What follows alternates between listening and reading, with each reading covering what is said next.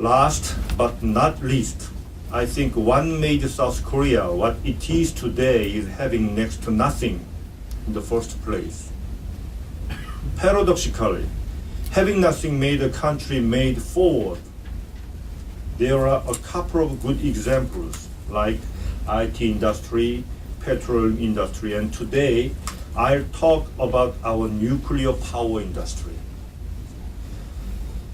South Korea's resource independence is nearly 0%. The country has to rely on imports for its energy needs as it produces no single drop of oil. Geographically, South Korea is disadvantaged as well because it's sitting on a relatively small peninsula of which about 70% is made of mountains. But South Korea was not doomed. Instead, it rose above from the ashes. Korea was divided into South and North right after liberation from Japan. In 1945, all power plants were in North Korea.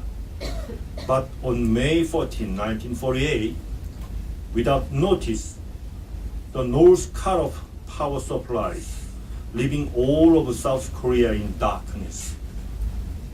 To help, the US sent 2 power generating vessels to the ports of Incheon and Busan.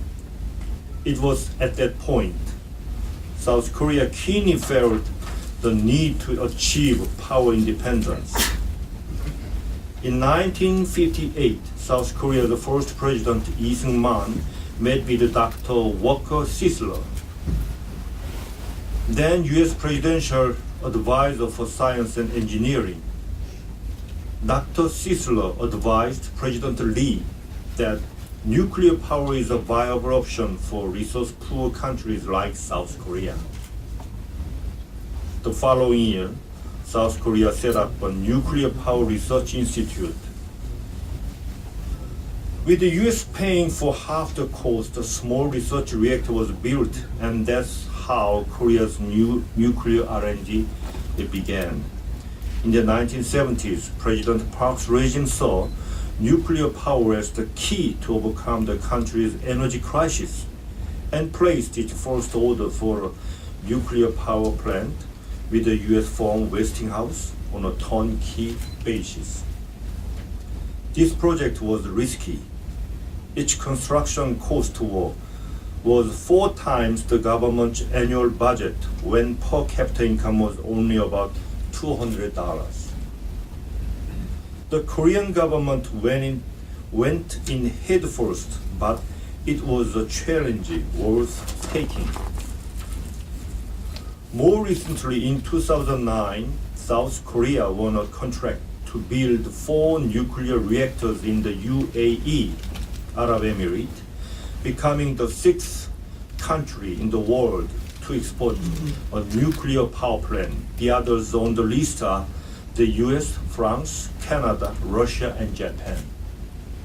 This is a great achievement because South Korea is no longer just an importer of energy, but also exporting it. However, I would like to point out another implication. As many as 1 to 2 million components, depending on who you ask, go into building one nuclear power plant. South Korea is now domestically producing 97% of them.